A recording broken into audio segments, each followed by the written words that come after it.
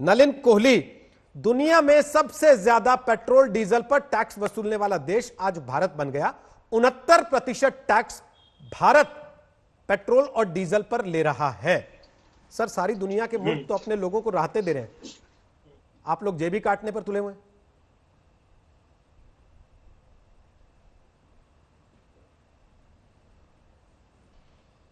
मैं इसे इस रूप से नहीं देखता रोहित जी। हो सकता है आपकी जानकारी सही होगी, क्योंकि मैंने इस आंकड़े को चेक नहीं किया है कि दुनिया में सबसे ज्यादा हो सकता है टैक्स भारत में हो, लेकिन केंद्र सरकार ने कोई रेट नहीं बढ़ाए हैं। जो गिरावट आया उसी स्तर पे जो पहले रेट था उसी पे चल रहा है, और इसका बड़ा स्वाभाविक और सिंपल सरल एक इकोनॉमिक फॉर्मूला है कि इनडायरेक्ट टैक्स और जीएसटी इस वक्त नहीं आ रही है, जिसके लिए स्टेट्स भी कह रहे हैं कि हमारे को पैसे नहीं मिल रहे, तो जीएसटी कलेक्शन नहीं है क्योंकि इस वक्त लॉकडाउन है। दूसरा है कि डायरेक्ट टैक्स घटेगा क्योंकि कॉन्ट्रैक्शन ऑफ इकोनॉमी है। तो एक इस पे जो टैक्स है जो कंसिस्टेंटली रखा जा रहा है कि सेम रेट पे प्राइस रहे, जो लोग ऑलरेडी दे रहे हैं, कम से कम केंद्र की तरफ से सेम रेट है, तो उसके आधार पे कुछ तो रेवेन्यू आएगा। रेवेन्यू किसके लिए चाहिए? ये किसी सूटकेस में नहीं जाने वाला। बड़ा दुर्भाग्यपूर्ण है कि कांग्रेस पार्टी इस प्रकार की भाषा इस्तेमाल करती है, लूटी जा रही है, सूटकेस में जा रहे हैं। ये सब बकवास है, इन शब्दों को नजरअंदाज करना चाहिए। ये पैसे भारत के खजाने में ही जाता है, भारत के खजाने से राज्यों तक ही जाता है, और जो भी पैसे किसी भी अकाउंट में जा रहे हैं, लगभग 40 करोड़ लोगों के अकाउंट्स में जो पैसे गए वो टैक्स बस जो कलेक्ट होता है उसी से जाता है। तो इसमें थोड़ी ना कोई निजी घर में आप, मैं या कोई सरकार में लेकर जा रहा है। तो ये टैक्स का अमाउंट भारतीयों के लिए ही है और भारतीयों के पास ही वापस जाने वाला है। कोहली साहब, मैंने तो कोई सूटकेस के शब्द का इस्तेमाल नहीं किया, ना ही कांग्रेस के प्रवक्ता अभी तक मैदान में आए हैं आपके सामने जो इन्होंने ऐसी भाषा बोली है। कांग्रेस ने किया। मैं तो केवल ये कह रहा हूं सर कि ऐसी स्थिति में जब सारे देश के लोग सरकार की तरफ देख रहे हैं कि काम धंधा ठप है, रोजगार है नहीं, सब कुछ बंद पड़ा हुआ है, सरकार को थोड़ी राहत देनी चाहिए। उद्योगपति खुद कह रहे हैं, अर्थशास्त्री खुद कह रहे हैं कि आदमी के हाथ में पैसा दो तभी तो वो कुछ खरीदेगा, तब तो आपका बाजार खुलेगा। आप उससे कह रहे हैं कि नहीं तुम हमें और दे दो। दुनिया भर में पेट्रोल सस्ता है, लेकिन हम दाम नहीं बढ़ाकर भी टैक्स बढ़ा दे रहे हैं। जी नहीं, बिल्कुल आपने सही कहा रोहित जी। आपने वैसे पहली मैं कह दूं, आपने सूटकेस नहीं कहा, ना कांग्रेस के प्रवक्ता ने कहा है। मैं सिर्फ आपके रिपोर्ट में जो शब्द का प्रयोग किया गया था सोनिया गांधी जी के ऑडियो के ऊपर में, उस शब्द के को लेके सूटकेस शब्द का मैं प्रयोग कर रहा था। हमने नहीं कहा, कांग्रेस ने कहा। दूसरा, आपके सवाल का जवाब बिल्कुल सही आपने फरमाया। 3 फेजेस में इसके संकेत हुए थे। पहले में गरीबों की चिंता, जो मैंने आपसे कहा 40 करोड़ लोगों के अकाउंट में जा रहा है, गया है, जा रहा है, जाएगा। तीसरा पार्ट, सेकंड पार्ट हो गया जो आरबीआई के अलग अलग अनाउंसमेंट्स आए।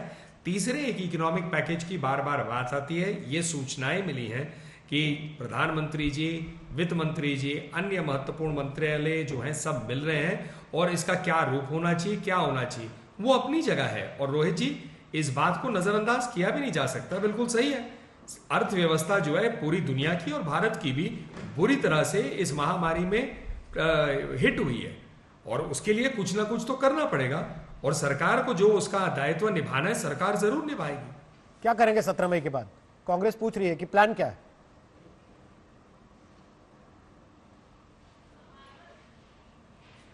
रोहित जी, मैं तो कम से कम कांग्रेस के वरिष्ठ नेताओं की तरह एक अपने आप को जोशी नहीं मानता।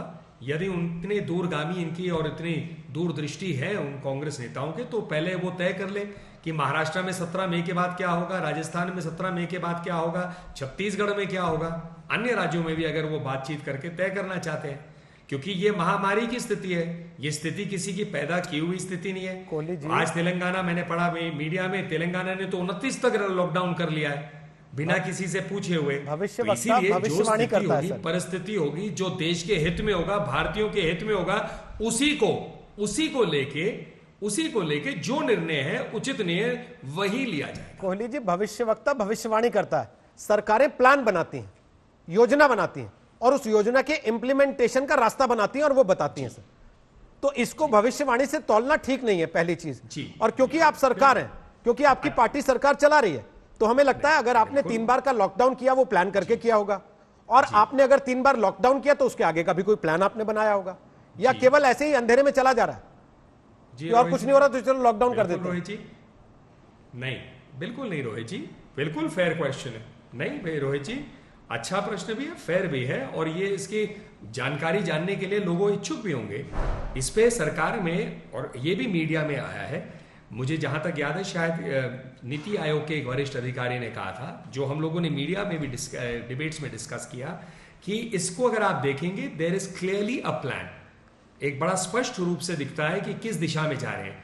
पूर्ण लॉकडाउन 1, 2, अब क्या है लॉकडाउन 3 के अंदर में division of Jones, green, orange, red. Red के अंदर में भी कंटेनमेंट जोन्स बिल्कुल जो क्लोज है, रेड में कुछ एक्टिविटीज, ऑरेंज में उनसे ज्यादा, और ग्रीन में उससे भी ज्यादा।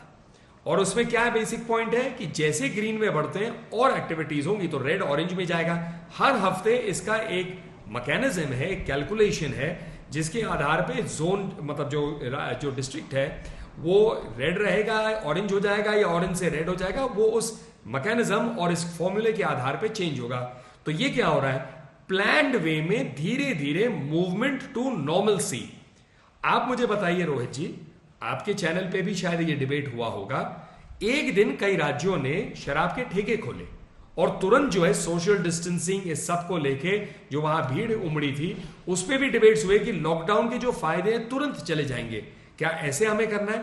इसीलिए एक फेज मैनर में हो रहा है, लेकिन अंतिम निर्णय क्या किसी को करना है, गाइडलाइंस केंद्र सरकार देती है, राज्य सरकार के अधिकार क्षेत्र में आता है कि उस गाइडलाइंस के तहत वो अपने आप को कैसे करना चाहिए। दिक्कत यहां आती है जब राज्यों से पूछा जाए कि ठेके क्यों खोल दिए तो वो कहते हैं केंद्र सरकार ने कहा था हमने खोल दिए, और केंद्र से पूछा जाए कि क्यों खोल दिए तो केंद्र कहता है कि साहब राज्य दबाव बना रहे थे इसलिए हमें खोलने पड़े।